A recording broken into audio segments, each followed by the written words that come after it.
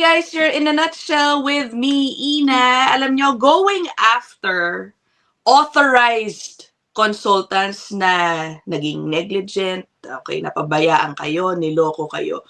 Going after authorized consultants na lang, napakahirap ng gawin. Paano pa kapag unauthorized ang consultant? Kapag ikaw ba nagpunta doon sa CICC, kung tawagin yun, yung nagsusupervise, no, nag-regulate ng profession na yan, will they act on it kung hindi naman nila, kumbaga, hindi registered sa CICC itong taong to? Anyway, interesting what happened here in Saskatchewan. Mismong yung probinsya na ang umaksyon laban sa isang unauthorized consultant na ito na nga last year pa, no, meron pong ni-report kasi na kumbaga meron siyang nabiktimang isang tao, malaking pera ang nabitawan. The usual story that we hear.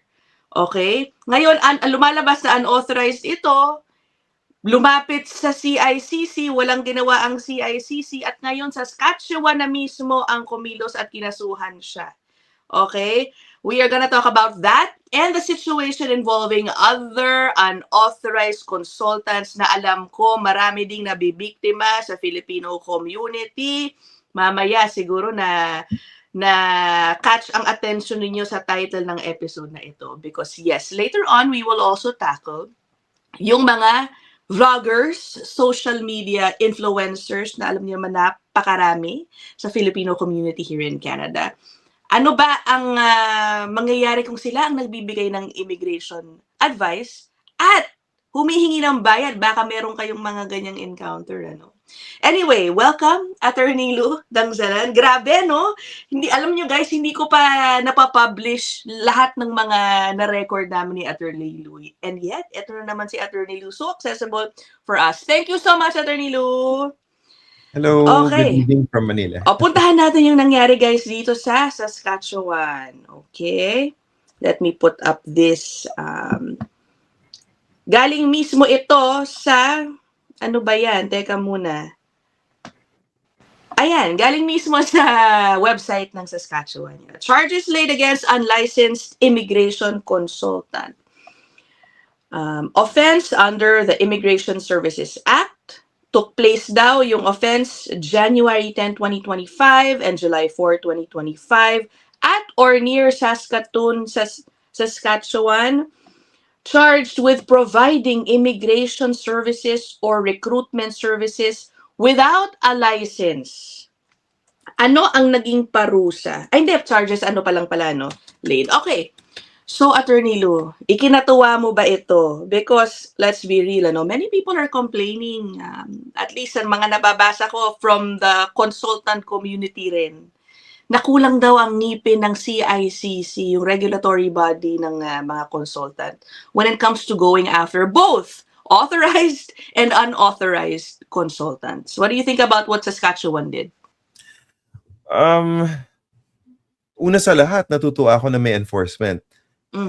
Pero pangalawa, nalulungkot ako na probinsya ang gumawa. Although, to be fair, it is provincial statute. Pero ang tunog kasi dito, Ina, is like matagal na nagre-reklamo ang mga provinces about fraud. Sinusumbong nila sa immigration minister, sa IRCC. But there's nothing done at the federal level.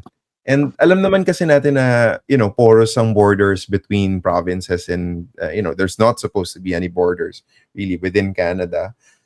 So, yung problema na ito, kapag ka tinamp out mo sa, for example, sa Ontario, pwedeng sumulpot sa Saskatchewan and vice versa, diba? So, mas mainam na resolbahin ito at the federal level para isang beses na pagpupuksa.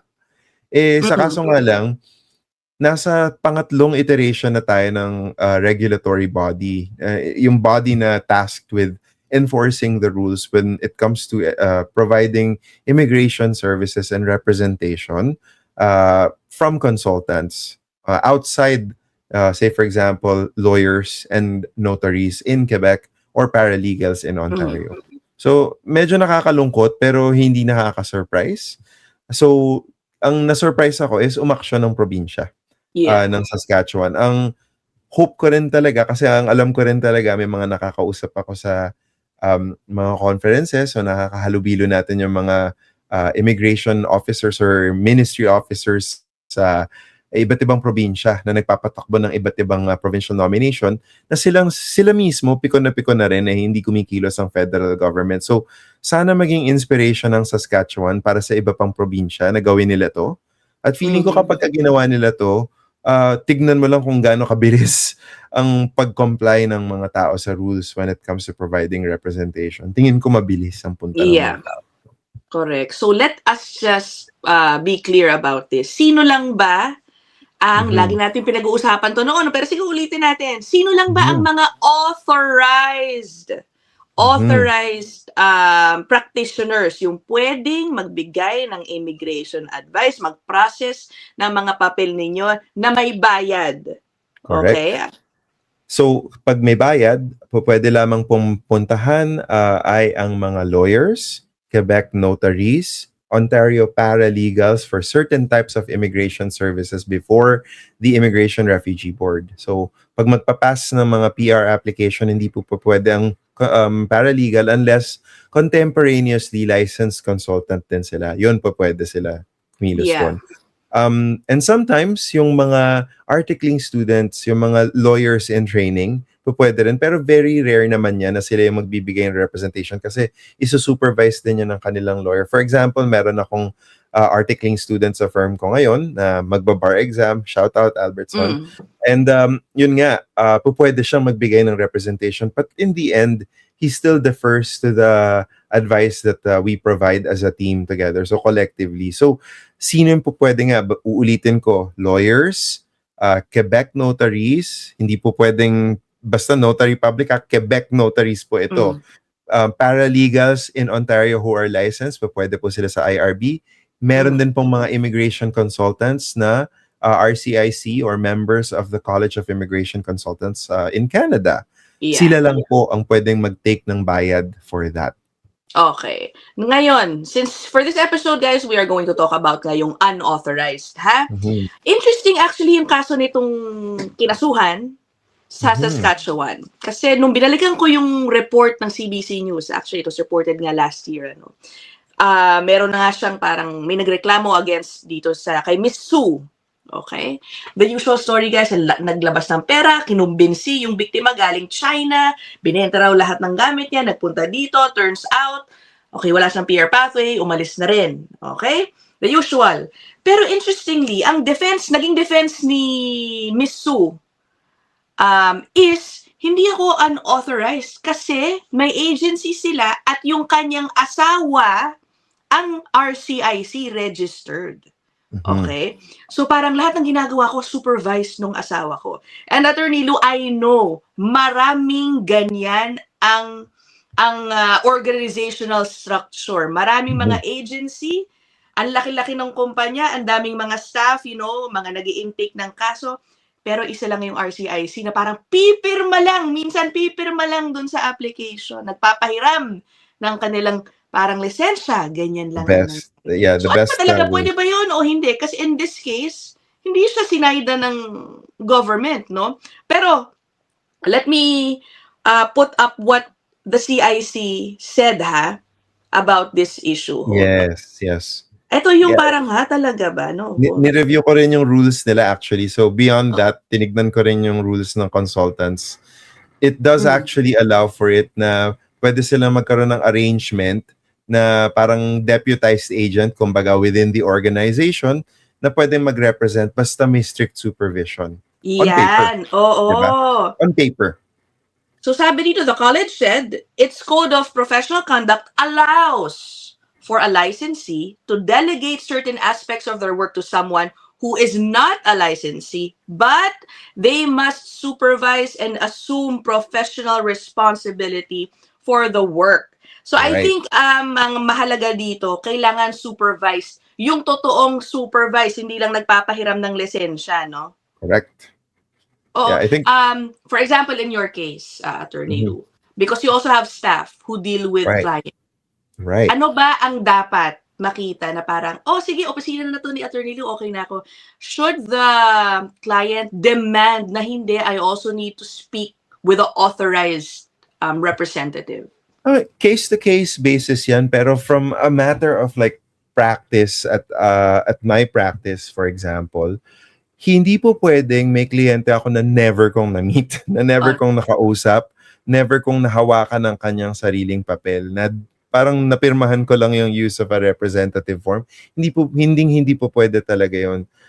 And I think it is incumbent on the representative who is the licensee na talagang dapat alamin nila yung kanilang mga kliyente mismo. Kasi yes, hinahandle yun ng inyong deputized agent within your organization, for example, pero ultimately, yung responsibilidad sa'yo pa rin yun, di ba? So, yes, there are systems that you can put. So, mami-minimize mo yung touch point as a supervising, licensee, for example. Halimbawa talagang nai-layout nyo na yung process, yung mga checkpoints ng pag-process ng isang type of visa, for example, a work permit or an LMIA. Pwede naman kasi nasa standardize to. Pero for the complex cases, and isasama ko na sa complex cases yung paghahanap ng PR, Ina. Kasi hindi na talaga mahirap. Hindi na pwedeng i-classify as madali maghanap ng PR nowadays, di ba? So, Okay. parang kung hindi hahawakan to nung licensee, kung sino yung pinaka-trained talaga para dito, parang may problema dun sa structure ng firm na yun. So, siguro lesson in life ito para sa mga nakikinig sa atin ngayon na kapag mag-hire po kayo at namimili ng inyong immigration consultant or lawyer or any representative for that matter, dapat maging mapanuri po tayo. Dapat nire-research po natin kung paano po nila gagawin. So, before you sign anything, tanongin nyo po kung sino mag-handle, paano mag-handle, ano po yung magiging yung kalakaran pagdating sa communication. Kasi kung hindi klaro yan sa simula pa lang, ay baka talagang hindi nyo maaninagan ni anino nung representative ninyo.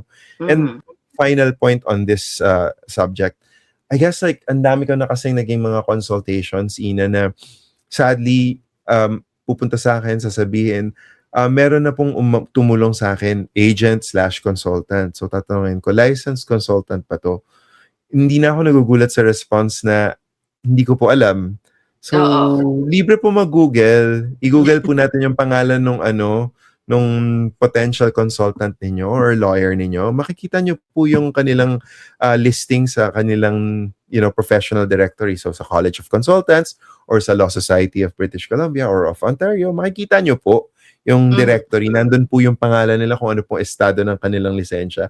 Mag-research po tayo para alam natin, sigurado tayo, di ba? Tapos, tanongin din natin, paano kung may tanong, pwede ba kami mag-email, pwede ba kami mag-set ng appointment for this?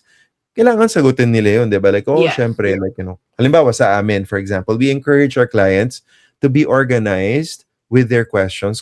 Hanggat sa maaari, ipunin nila yung questions nila, tapos ilagay nila, latag nila sa isang email, tapos sinasagot namin kagad. We endeavor to answer emails within 24 within one business day, basically. Parang ganun. May mga ganung policy, di ba? So, malalaman natin at malalaman kung sino talagang may communication gap dito. Kasi, napaka-importante na kausap nyo rin yung licensee, hindi lang yung agent, di ba? So, yun. Pipili po tayo dapat ng ating consultant. Correct. I think it would be wise also to document, okay, mag-official email kayo na parang hinahanap nyo yung mismong lisensyado. Just in case, no, if things don't go well, eventually, at gusto ninyong kasuhan yan or what, you can use that as evidence siguro, proof na parang, I was demanding to meet or speak with a licensed, practitioner, pero kumbaga hindi kayo kinita, mga ganyan. Yeah. Kasi that would be a problem on their end, right? Right. Kasi kadalasan ang ini-engage ng mga individuals is the company, right? Like for example, when people engage my services, they engage my professional corporation, which is LJD Law. Tapos yung nagre-represent ako kasi ako yung principal lawyer there, pero may team ako, 'di ba? And soon enough, babalik nga si Albertson after bar, and at that point, we'll come in with 2 lawyers. Diba? So may expand namin ang suite namin. But the point is, yun nga, like, ang issue dito is, nakausap nyo ba yung nagre-represent mismo sa inyo supposedly? Or yung ahente lang? Kasi madami talagang cases na ganun. So, isa pang problema dito, Ina, Kapag yung mas malala pa, yung talagang hindi talaga lisensyado. Kasi sabihin natin, hinire natin si ABC company to represent you. Pero meron silang immigration consultant or immigration lawyer in there na taga-pirma. At least merong lisensyado, 'di ba? Meron kang pwedeng puntahan ng blame if Yeah. we have to reduce it to that. Kasi napaka-importante na itong punto na to dahil parating pumupunta sa federal court. Yeah. Nalilitigate ito kapag gumamit kayo ng unauthorized representative, yung hindi po lisensyado, bakit kayo tutulungan ng korte? Kasi merong mga relief. Halimbawa, na-refuse yung inyong humanitarian and compassionate ground application for PR. Kunwari. Tapos na-realize nyo yung representative ninyo, niloko pala kayo, di pala lisensyado, patay. Pumunta kayo ngayon, na-refuse, di ba? Pumunta kayo sa federal court, nagpatulong kayo sa isang abogado. Nako, hindi pala nagawa ng abogado yung research niya ng maayos na ang case law or jurisprudence in Canada, sinasabi na kapag unauthorized yung tumulong sa'yo dun sa original application, wala kayong relief na makukuha sa immigration. Sasabihin ng wala kayong relief na makukuha from the federal court. Yes. Sasabihin ni federal court judge, who you? 'Di ba? Ganon kasi wala kang pupuntahang lisensyado. So parang kumbaga, hindi ka pumupunta sa korte na malinis ang inyong mga kamay dahil gumamit ka ng maduming ahente. So, yun po, kung gusto po natin na, halimbawa, kasi hindi naman po talaga nagagaranti na porket may consultant ka or may lawyer ka, talagang ma-approve talaga. Hindi naman guarantee yan. Depende talaga yan sa cases. Pero, kung sa ganitong klase na, alam mo yun, everything goes sideways, kung talagang kailangan talagang labanan sa federal court, meron kang sandigan na, yun nga, tama yung ginawa mo, so wala kang mali doon sa pag-hire ng immigration consultant. So may potential relief from the federal court. I have a specific situation in mind. I think may nakilala na kasi akong ganito nangyari, no. Lamia, merong kinonsult na RCIC.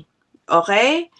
Pero at the filing itself, binayaran niya, by the way, for, advice, ganyan. But at the filing itself, hindi pumirma si authorized consultant. So, lumalabas na parang DIY. Wow. Okay? Yeah. Now, things didn't go well for na-refuse, ganyan.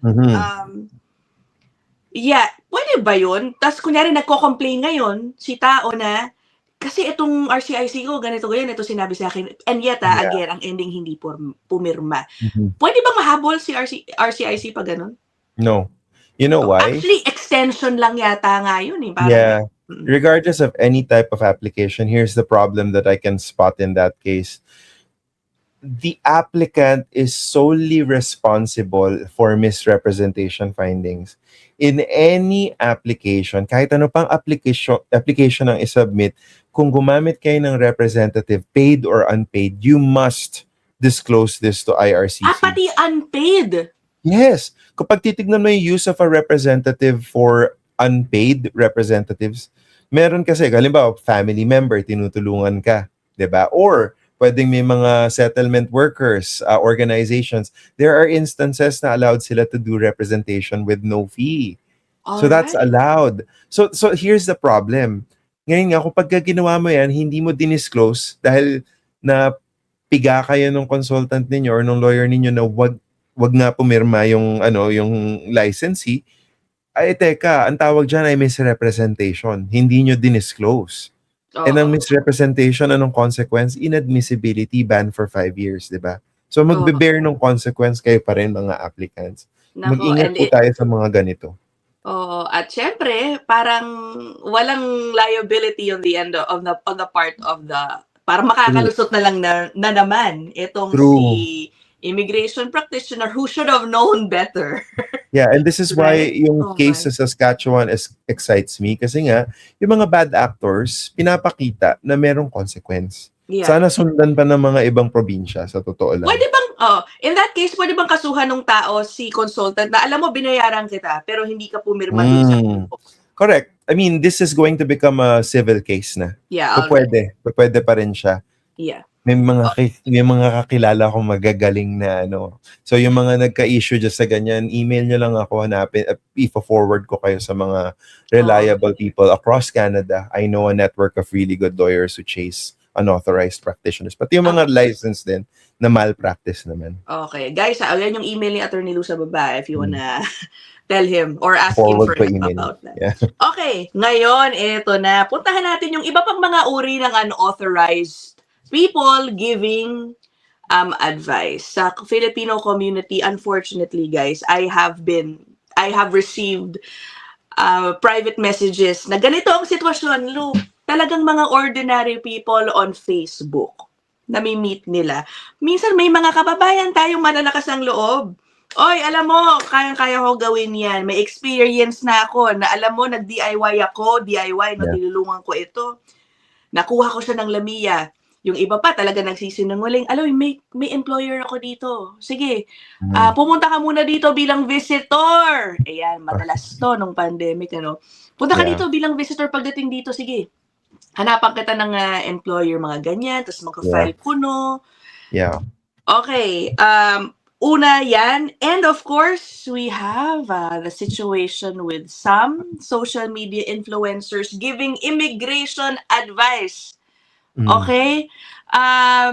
Yung iba pa daw, asking for a fee if you wanna chat with me. Pero may disclaimer sila na, oy, pero tandaan mo, hindi ako licensed consultant, ha? Ano lang to, kwentuhan lang tong magkaibigan. Okay, kwentuhang magkaibigan.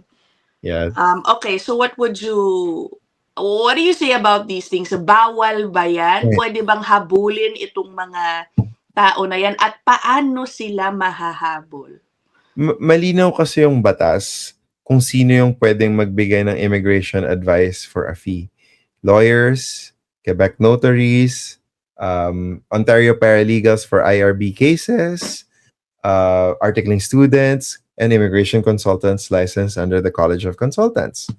Ngayon, kung sasabihin mo na this is not legal advice, but this is legal advice, it's not going to exonerate you from the law na sinasabi na bawal magbigay ng legal advice for a fee.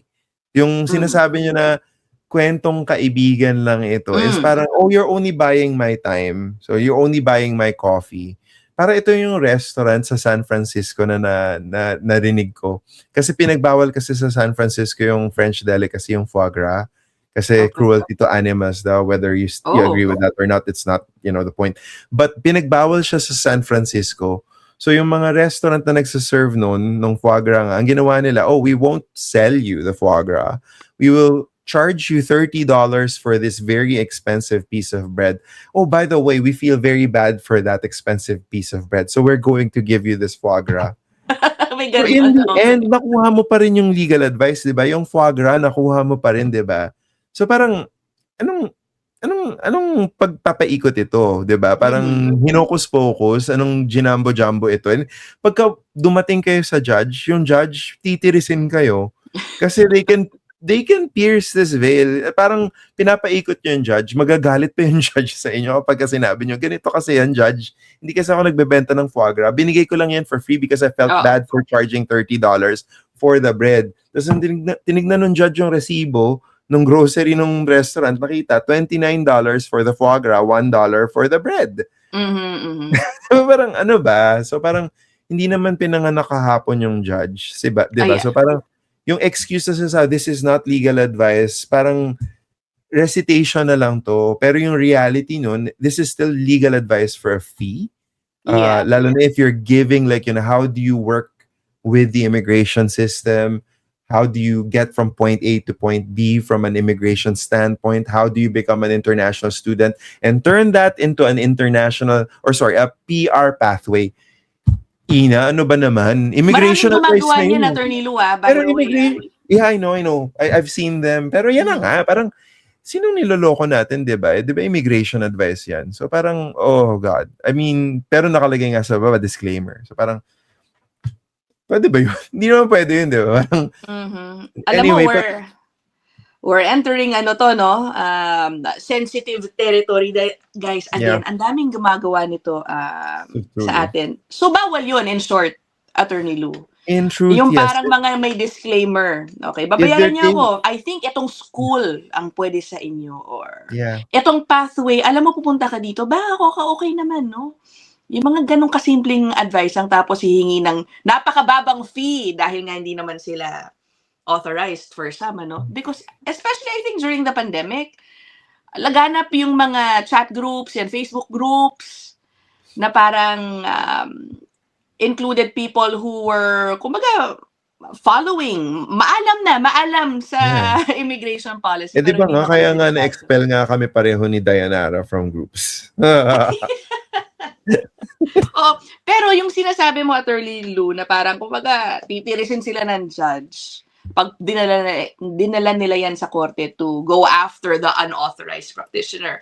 That is assuming na may panggastos pa itong mga nabiktima. 'Di ba? Para Yes. dalhin sa korte. Or But, or if the authorities decide to prosecute, 'di ba? sana nga kung gano'n, oo, ano? kasi in certain cases, tignan mo to sa Saskatchewan, 'di ba? Unauthorized practice 'yan, 'di ba? Penal provision yan ng provincial law. Or if it is for federal, pwedeng criminal provision ito ng Immigration Refugee Protection Act, 'di ba? Nandiyan yun, nasa section 91 yun ng ERPA. May ngipin. Ang tanong dito, gagamitin ba yung ngipin? Ngunguya ba? So, yun nga, kaya ngayon sabi ko talaga, yung wish ko talaga is like, sana meron pang mga probinsya na sumunod kay Saskatchewan para matuto ang mga tao, 'di ba? Para matakot-takot naman tayo sa mga pinagagagawa natin. Correct. Buti na lang pala, no? Oy guys, ha, tandaan niyo, wag niyong isama yung in a nutshell dun sa unauthorized representative na not paid, ha? Kayo talaga. Hindi naman nababayaran si Ina. Hindi ako nagpapabayad, FYI. Oo. Ay nako, but the reality is, Attorney Lou, kawawa naman din yung mga sumusunod talaga dito sa mga advice from social media. Influencers, merong kumakalat ngayon Sabi ko, nakwento ko sa iyo kanina, no, Attorney Lou. Some Filipino vloggers here have been, they've been sharing the screen grab of somebody expressing great disappointment dahil ang dami na daw niyang ginastos, milyon yata, nagkautang pa, dahil may nakausap daw siyang vlogger na itong binigay sa kanyang advice. Mga buwisit, ngayon pauwi na ako ng Pilipinas, parang gano'n ang sabi niya, no? Yeah, pero hahabulin niya ba yung vlogger na yon? I highly doubt it. That's the sad reality of, gano'n na lang nang nangyayari pag naloko na. Hindi na nila hahabulin kasi nga magastos din. What can they do, Attorney Lou? Meron pa ba? What's the easiest, most, or cheapest way to go after, unauthorized immigration practitioners? Kung talagang gusto niyo lang ng RESPA, iligay niyo sa tip line ng mga provinces or ng federal government May fraud line ng CBSA. For example, for unauthorized practice, pwede mong isama yun doon, i-report niyo na may nagko-commit ng fraud, for example. Pero in terms of like, halimbawa yung case na nabanggit mo nga na kumakalat in social media, ang issue kasi dyan, unauthorized practitioner siya, diba? So wala siyang lisensya. So wala siyang scope in terms of like may susumbungan ka ba. Technically, CICC should be going after the unauthorized practice kasi yun yung mandato niya. But, you and I both know na sadly, sobrang hindi naman talaga effective yung enforcement arm ng CICC. So, hindi yung immigration, yung College of Immigration Consultants. That's what I'm saying. Pangalawang punto is, kung meron mang contractual relations dito kay ex-foreign student or international student at si unauthorized practitioner, depende yun sa kontrata, sa agreement nila kung ano yung binigay na advice, kung ano yung binigay na services, nag-deliver ba. So halimbawa kung performance of the contract issue ito, contractual issue to, so civil case. Diba? Yeah. Ngayon, kung kumuha ng malaking pera tapos wala namang services na render, civil pa rin ito. Ang tawag dito, unjust enrichment. Diba? So parang i-recover mo yung pera mo for that. Pero kasi I think yung 2 to 3M na nagastos na may 1M pa na utang, I think it's a matter of like nabayaran yung tuition sa Canada, nagbayad ng rent, diba? Yung nailabas niya to come to Canada with the expectation. Alam mo, ito na lang siguro yung huling sasabihin ko sa mga tagakinig dito, and to everyone in general, is like, if it's too good to be true, it likely is not true. Yeah. Or at the very least, double check, triple check, quadruple check everything. I-Google natin to. Di ba, a few parang 1 week ago ba yun yung AI na video or yung Oo. AI na generated na news article about open work permit, 'di ba? So, yes, natatawa tayo, pinagtatawanan natin siya, pero ang daming nabiktima, 'di ba? I know. Na umabot Yeah. sa news. Umabot pala siya sa news. Nauna yata tayo doon, ha? Gusto ko lang sabihin na I think tayong nauna naglabas si ng Ina Nutshell. Yay! Tignan mo nga naman. Actually, proud na proud ako noon kasi sabi ko nung minessage ako nung kakilala ko sa, hindi ko na lang sasabihin sa ibang news network, and hindi po Omni. Kasi may iba pa po na nag-reach out. Sabi ko, like, parang 5 days ago, I guess. Parang na-release na yung video ni Ina. Parang, I guess, kumalat pa rin. Parang ganon. To the point na humingi pa pala sila ng statement from IRCC at naglabas ng statement ng IRCC about it. Okay, good. Kaya ganun ka powerful ang platform na ino-occupy nitong mga vloggers na ito. Actually. And I love the fact that, we're giving voices to very interesting storytellers out there. Pero ang request ko rin lang sa kanila, maging mapanuri din po tayo sa pag-relay ng information to our kababayans, especially in a time na medyo distraught po sila dahil hindi nila alam kung paano po pupulutin yung kanilang PR pathway, diba? So, maging sympathetic po tayo at sensitive naman po dyan. Ay, Attorney Lou, I think you should put up yung yung sinasabi mo kanina. Last na to, guys, sa closing na lang. Sa mga lumalakas ang loob magbigay ng immigration advice dahil naging PR na sila. Yung napakita mo sa akin kanina, nawala na according to IRPA, no? Oo, ito. So, okay, sige. Ang parusa, guys, sakaling ma-convict kayo, ha? Okay, sige, Attorney Lou, tell us about yung analysis mo dito. So ito po yung batas sa Immigration Refugee Protection Act. Nakasulat po dito kung sino po ang pwede mga magbigay ng representation po. Lawyers, notaries in Quebec, and a member in good standing in the college, yung mga consultants nga. And sometimes, articling students, kasama po dito. And ito pong sinasabi dito mga penalties. Ito po, every person who contravenes subsection 1 commits an offense and is liable.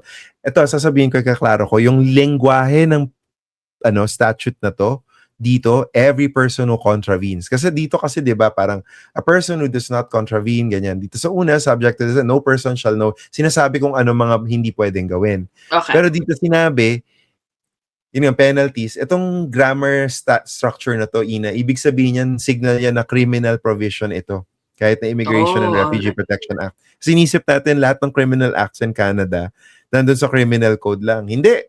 Meron po dito mga punto na criminal po sa immigration.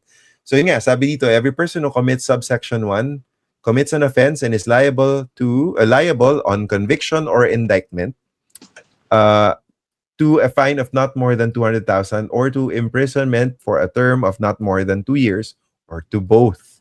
Diba? Sabi din dito, subject to summary conviction naman to a fine of not more than 40,000 or to imprisonment for a term of not more than 6 months or both. Dagdag ko lang na very interesting dito na napag-usapan natin kanina na for permanent residents na nag-iisip na, naitawid ko yung PR ko. Tapos biglang, you know what? I will become a mega star vlogger and I will provide the same advice. Kasi iniisip naman, baka naman good intentions naman, gusto makatulong. Guys, kapag kayo po ay na-convict under this particular provision po, yung penalty po is imprisonment of not more than 2 years. Ibig sabihin lampas ng 6 months. Ang ibig sabihin po nito, pwede kayong maging criminally inadmissible in Canada kahit po kayo ay permanent resident na. Pag hinabol po kayo ng CBSA, ng IRCC, for providing immigration advice and you're still a permanent resident, I am very certain na habulin nila kayo for your PR status. Baka may refer kayo sa IRB for removal. Revocation ng PR ninyo at tanggal kayo sa Canada. Diba? So, ingat-ingat po tayo. Kung ma-convict kayo with a imprisonment of Basta more than 6 6 months yan, More than which 6 could months, happen oo. nga in this case. Correct, yeah. But in any Oh, events, yan. kasi nakalagay dito, ano siya, merong summary conviction diba? Kasi dalawa yung Oh. indictment and summary conviction. Ang ibig sabihin Okay. nito is like yung mabigat ba, seryoso ba to, or minor lang. Pero kasi under immigration law kasi, kapag tinatawag natin siyang hybrid offense na pwedeng summary or pwedeng indictment, ang tawag doon hybrid, at kapag hybrid, considered siya as serious po. So, ibig sabihin kahit na meron siyang parte dyan na summary lang, talagang diretso to inadmissibility. So, nakakatakot din yung consequences niya for permanent residents na, alam mo yun, nagbibigay ng unauthorized advice or nagpa-practice without authorization, di ba? Yan. Okay. O guys ingat-ingat. Okay? Again ako huwag niyo akong idadamay dyan ha. Hindi tayo nagpapabayad. Baka sabihin niyo kinuha niyo yung advice sa akin. Yeah. I mean, Okay. yung platform na to is like really, alam mo yun, let me make the distinction for you, Ina. Educational po itong kay Ina.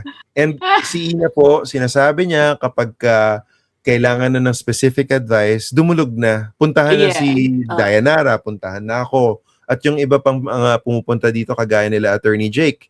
Diba? So, very clear si Ina pagdating siya. At hindi nga siya tumatanggap ng kliyente dahil alam ni Ina kung paano yung linya na yan. Maraming humihingi sa akin ng, no, sa totoo, maraming nag-i-email sa akin asking for my opinion, mga ganito, ganyan. Sometimes I would say, alam mo, I think ganito, pero hindi rin ako sure ha, kasi nga, sa totoo naman hindi ako sure. Sabi ko, mag-consult kayo kung kailangan ninyo, ganito, ganyan. I know, ang hirap din diba? Kasi nga, Lou, sa totoo lang, syempre, many people don't wanna pay and would just like to hear opinion or advice, pero guys, delikado din yan. I might be giving you wrong advice, diba? Kahit ako magkakamali sa bagay na yan. Anyway, okay, we will end this episode here. Thank you so much, Attorney Lou. I'll see you guys in the next one. Okay, hold on. Bye!